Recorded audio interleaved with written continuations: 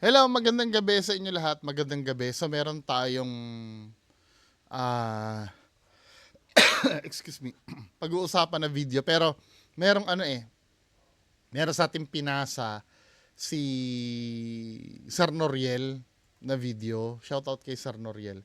Ito tinatanong niya kung anong tingin ko dito sa video na to. So wala namang hangin, nakakakilabot, 'di ba? Play natin. Ang bayani, So yun pamilya. 1, 2, o 3 nga ba? Magsang amen. Ang bayani ng kanilang pamilya. 1, 2, abnormal nga naman nagde-defy ng logic. Pero nangyari na ito dun sa isang video ni Claudine Barreto na nag-shooting siya, naalala niyo yung umiiyak siya na gano'n. Tapos tumataas yung buhok niya rin. Ang explanation dun ng iba, baka daw kasi sa boom mic yun, may static electricity. Kasi alam naman natin, pag may static electricity, tumataas talaga yung buhok.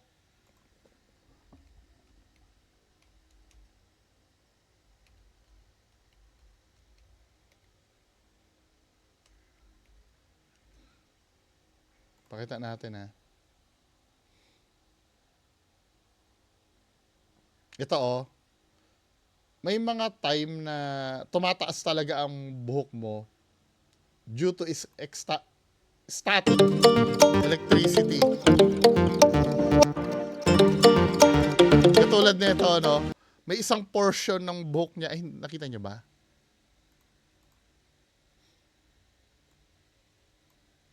Dito saan ba 'yon?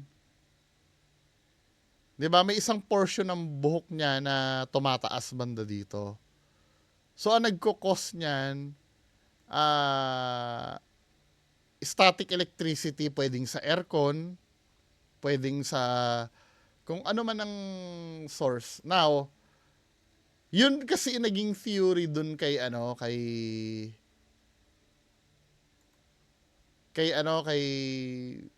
Claudine nung time na yon. Tapos ito naman, o 3 nga ba? for me, pwede, kaya lang, dapat may mga ibang buhok rin siyang madadamay, no? I don't know, pwede bang yung portion lang na yan yung tumaas? Yung mga nakakaalam regarding sa static electricity na yan. Pwede bang yung portion lang na yan yung tumaas? Mga men. Ito, wait lang. Update yung kay Sir Just Clint, nagpasa siya ng na yung video, hindi niya talaga pinatong. Yung kanina. So ito yun, Guys, ito siya 1901. 1901, ayan, play natin. Yan yung Hindi clip. siya ganun kalamig, guys. Yan o. So talagang nasa video, ito yung track ng audio ng video eh. 'Di ba? Ang nangyari nung ni-replay niya, minaximize niya lang talaga.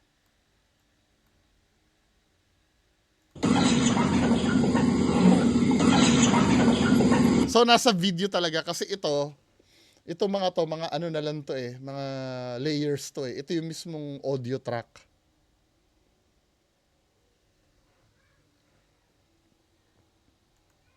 Okay na?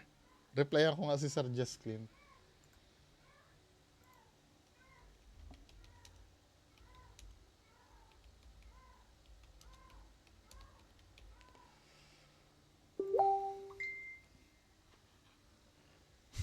Sabi ko na yung sa utak namin dyan, baka aswang kaya bounce na. Anyway, anong tingin nyo doon sa buhok na yon? 'Di ba? Sa akin kasi, pwedeng static yon. Kaya lang, ang tanong ko, pwede ba mangyari yon na isang portion lang? Tapos yung ibang buhok. Tsaka bakit yung buhok ni Kim hindi affected? Buhok niya lang. Ngayon, ang tanong, multo ba yon? Hindi ko alam eh. Pero, malay mo, may explanation, di ba?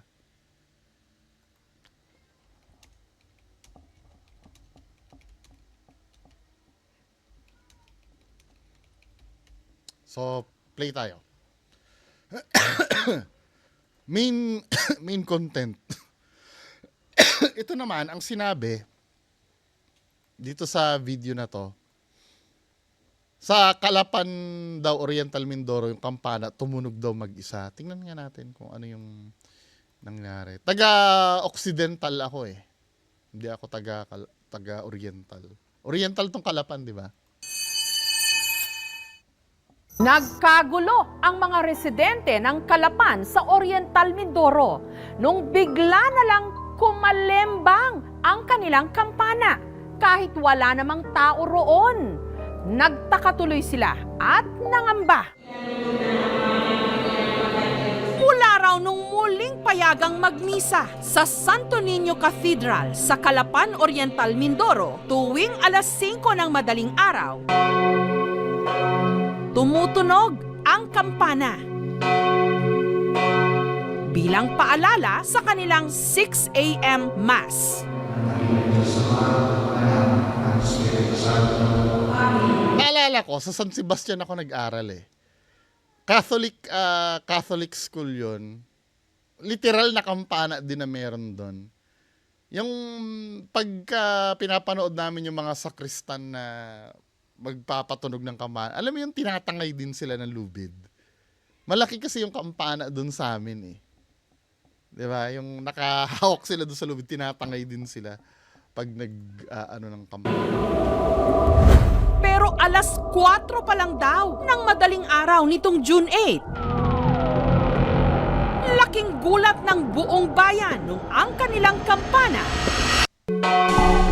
bigla na lang pumatingaw na tumagal ng mahigit 10 minuto.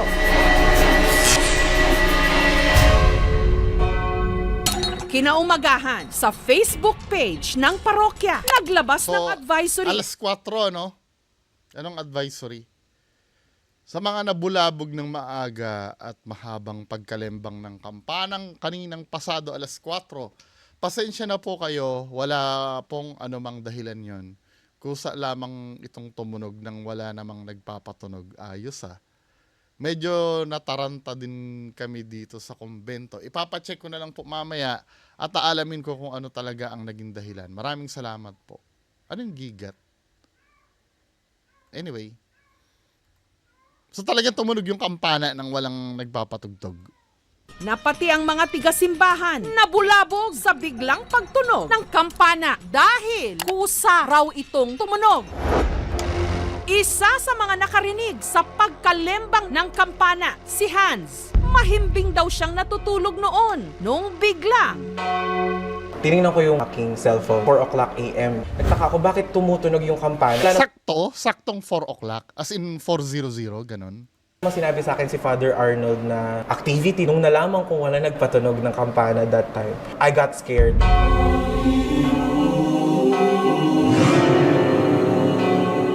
Nang umagang iyon ay nagulat at nagulantang kami sa mahabang pagtunog ng kampana. Sa kailangan talaga bigyan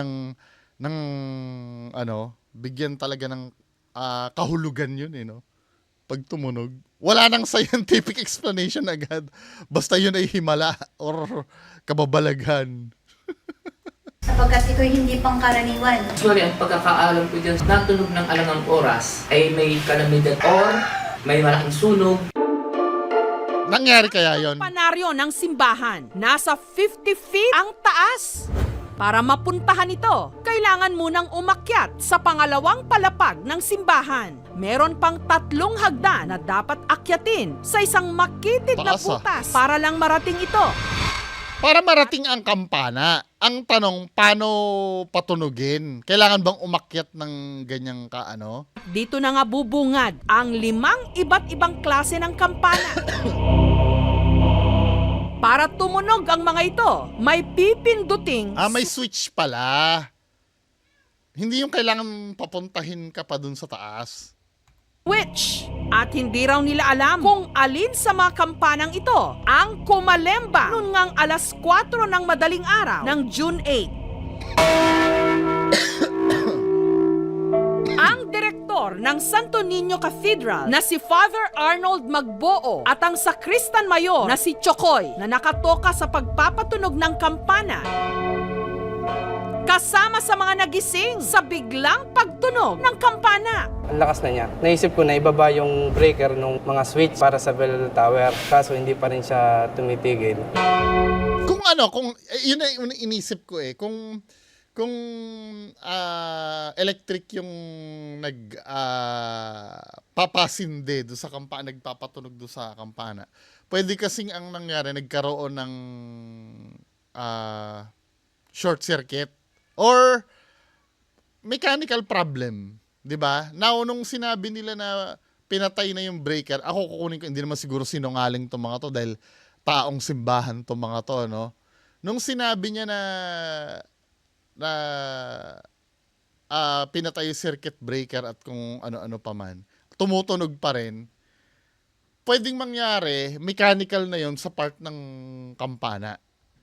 May something dun na Pero tingnan natin, no? Bago tayo magbigay ng opinion, baka may explanation na sila dito eh. So nagdesisyon na kami magpunta para tingnan. Yung switch dito sa baba, naka-off naman, pero natunog. So, nasa isip nila, baka mayroong humihila ng bell kasi pwede yung patunogin manually. Kaso nakalak naman yung gate papunta sa bell tower. Pag-akyat namin, walang tao. Doon ko nalaman na kusang tumunog yung bell. Medyo natakot ako. Pero hindi raw ito ang unang beses na misteryosong mag-isang tumunog ang kampana. Naalala ko yung kwento ng mayor namin eh. Nung dumating ako dito sa Santo Niño Cathedral. Alam mo, Father, ang ating bell walang nagpapatunog pero tumutunog ng kusa.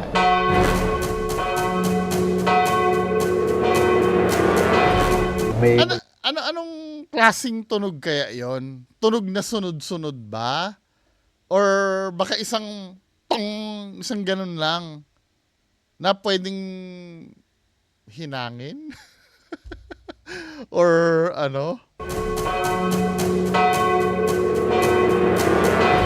May multo dito, Father. Hindi naman ako naniniwala. Bata pa ako, ang sabi rin ng mga tao, tumunog din yung Angelus, tumunog yung kampana. Wala tayong basis kasi historical.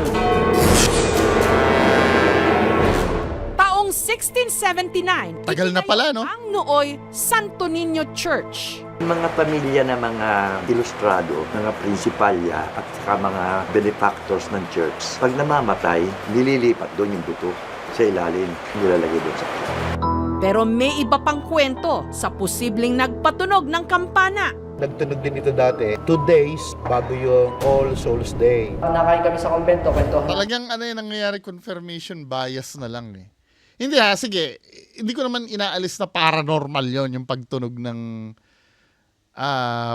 ng kampana. Malay mo, paranormal naman talaga. Malay mo. Kaya lang, yung dudugsungan nyo na yan, na puro confirmation bias na dahil 2 days bago mag All Souls Day. Alam mo yun, man.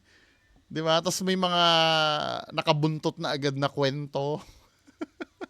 Noon, baka nga si Bishop Valerio nagpaparamdam kasi magno-November 1, baka nagpapahiwatig na bisitahin. Baka gustong alalahanin siya. Kaya nung nag-November 1, inopera ng bulaklak, then isinama sa mga prayer sa misa. Dinalaw namin talaga siya. Baka rin daw sila pinaglalaruan. Pinatay ko na yung ilaw doon sa may pinagmapan ko. Then, naiwan ko lang yung timba. Kaya binalkan ko, binuksan ko lang yung ilaw. Pagtingin ko doon sa pinagmapan ko, may bakat ng paa ng bata. Meron silang bakat ng paa ng bata din. Sabi sa inyo, hindi lang sa mall yun. Sa mall, bias talaga ako doon. Aminado ako. Yung footprint, bias ako doon. Kasi, di ba, currently, iniimbestigahan ko yun. Gumagawa ko ng documentary tungkol doon eh. Doon sa footprint sa mall.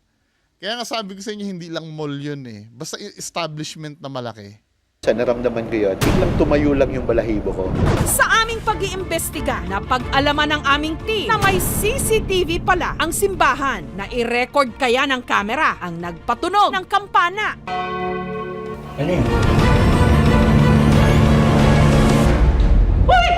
Ang kampana ng Santo Niño Cathedral sa Pabitin pa Calapan Oriental, Mindoro. Misteryoso raw tumunog madaling araw nito lang Lunes o June 8. Kaya ni-review ng aming team ang CCTV footage ng simbahan nung araw na yon. Meron nga bang gumalaw ng switch para tumunog ang kampana? Yung oras na tumutunog na yung kampana, mga 3:40 po. Kung may duman, Hindi naman saktong alas 4. Quarter to 4. Doon pa nga lang sa kwento, medyo ano na. Parang gusto na agad nila bigyan ng meaning. yan, siya yung posibleng magtaas ng switch. Ano yun? Makikita na yun, wala naman dumadaan. Nung nireview namin, wala namang nakita. Paano nangyari yon?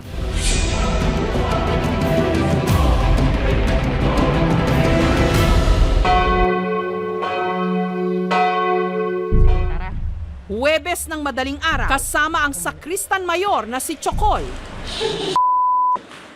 Inakyat ng aming team ang humigit kumulang 50 feet na kampanaryo. Mataas, no? Uy, may kasunod ba tayo?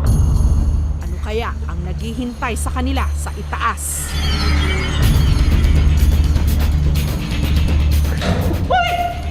Ang Jerry eh!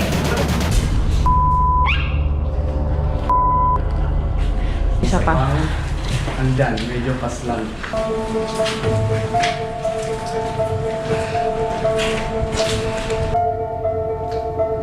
Makikita niyo yung apat na kampana, tapos may maliit na isang kampana dito. Siya yung tumutunog na kahit kami na andito sa taas, ang lakas ng palo niya. Pinalibutan, wala nagpapatunog. Ito yung hinapatunog namin pag manual. Okay. Yan yung hinihigit namin, double. So yun, imposibleng tumunog siya ng imamanual mo siya. Pag tinulak mo siya, napakabigat. Paano nyo nalaman na yun yung tumunog? Inakyat nyo agad nung time na tumutunog?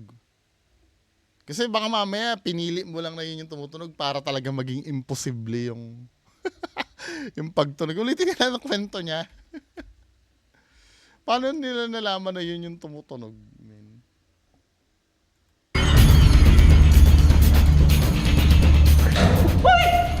Ang Jerry eh!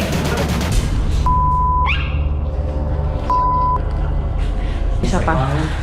Andyan, medyo paslang.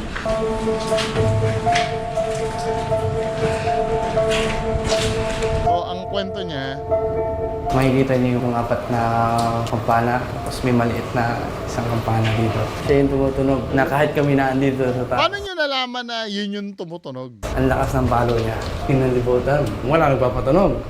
Ito yung So nakita niya nung inakyat. Sorry mini-make sure ko lang na accurate yung So inakyat nila habang tumutunog. hinapatunog namin pag manual. Okay. Yan yung hinihigit namin, double. So yun, imposibleng tumunog siya ng imamanual mo siya. Kaya lang, ang problem nga nun, wala kayong video. Diba? Hindi ko naman sinasabi na kailangan may video kayo. Kaya lang, yung mananatiling kwento na lang yun.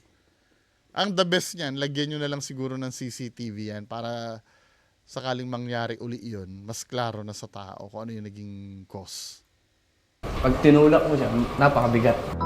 Meron nakapagkwento sa akin na dito daw sa bell tower na ito. May nakadugtong na agad na kwento. Di ba? May confirmation bias na agad na nakasunod. Naririnig sila sa baba na umiiyak. Kasi dahil daw, dati, itong bell tower, parang ginawang bahay aliwan yung time ng mga Japanese. Kinikilabutan din. Na sila yung may gawa nito. Kaya kung ano naman kinalaman nila sa pagpapatunog ng kampana na yun,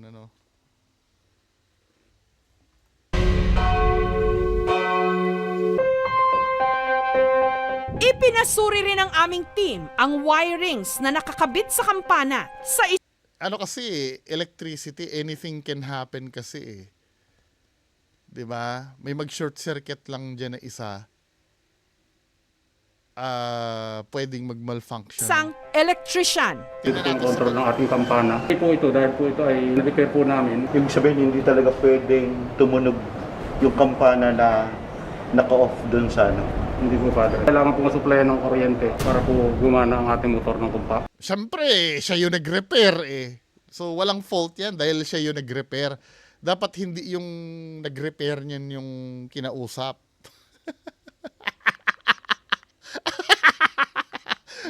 Yung iba galit na siguro sa akin. Puro ka naman kontra eh. Hindi kasi, unfair kasi yan. Na syempre, hindi niya naman sasabihin na palyado yung gawa niya. Di ba? Kaya dapat hindi yung gumawa ng kuryente dyan yung kausapin ibang tao, 'di ba? Kampana. Mahirap nga po ipaliwanag ano man po yung pinagmulan nun. Pero imposible po sa kuryente. Wala po akong mapagkitaan na yun po ang magiging dahilan. Ako po ay naniniwala sa isang himala. Sa huli, sa direktor Bias lahat mismo ng simbahan na si Father Arnold Magbuo, umalingaw-ngaw ang isang paalala. May mga bagay talagang mahirap ding ipaliwanag. Ang mahalaga sa akin, I do agree naman. Meron naman talaga. May mga ganon. mensahe na naiiwan sa atin. Kasi yung bell naman pagtawag yan, hali kayo, manalangin kayo. Manampalataya tayo. Ituloy natin ang debosyon natin sa ating mahal na Santo Niño. Sumimba na kayo, wala na kayong dapat ikatakot. Agree naman ako doon. Agree naman ako na may mga bagay talaga na hindi maipaliwanag. Kaya lang, doon sa course kasi ng investigation, nauuna agad yung confirmation bias eh. 'Di ba? Sa bagay, kung ako man let's say kung ako man ang nakatira diyan sa simbahan at tumunog yan, pangungunahan din ako ng confirmation bias. Kasi syempre, unang-unang isip ko, imposible nga naman wala ng switch, 'di ba? Pero dapat yung magsusuri ay walang kinalaman diyan sa simbahan na yan. Para medyo kasi kung katulad nun, ang pasusuriin nyo din lang naman nung electrical niyang kampana na yan, ay yung nag-repair niyan. Siyempre, hindi niya naman aaminin na sablay yung pagkakagawa niya, di ba? Feeling ko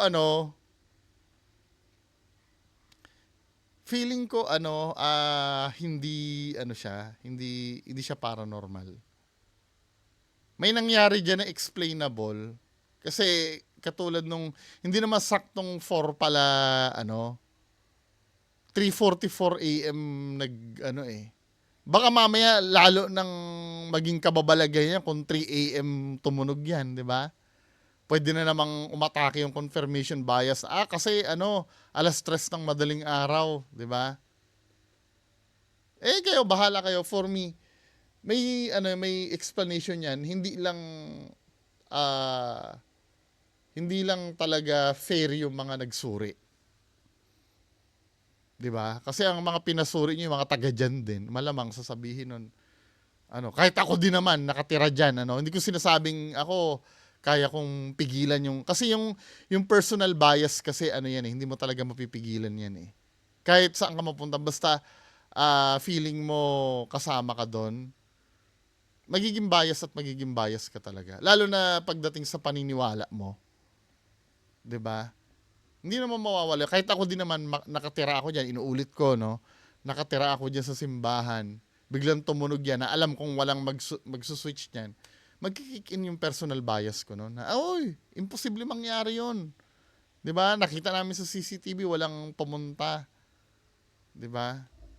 Anyway, mga kababayan ko, bahala kayo, kung maniniwala kayo dyan, maniwala kayo. Pero, pwede namang paranormal talaga. Pwede naman. Kaya lang, hindi sapat na mag-conclude ng ganon. Kasi ang daming kulang sa data eh. 'Di ba? Hindi, para masabi mo na yun ay paranormal talaga o yun ay pagmumulto. 'Di ba? Anyway, basta sa akin, for me, hindi siya, ano ang reason ko? Ano yung main reason ko? Ang daming daming nagsuri na puro confirmation bias ang pinairal eh. Nanganak pa nga ng mga kwento na panahon pa ng Japanese, merong di ba? Basta hindi ko kayo pinakikialaman, bahala kayo kung maniwala kayo. Ako hindi ako naniniwala. Yun lang po, maraming salamat. Bye-bye.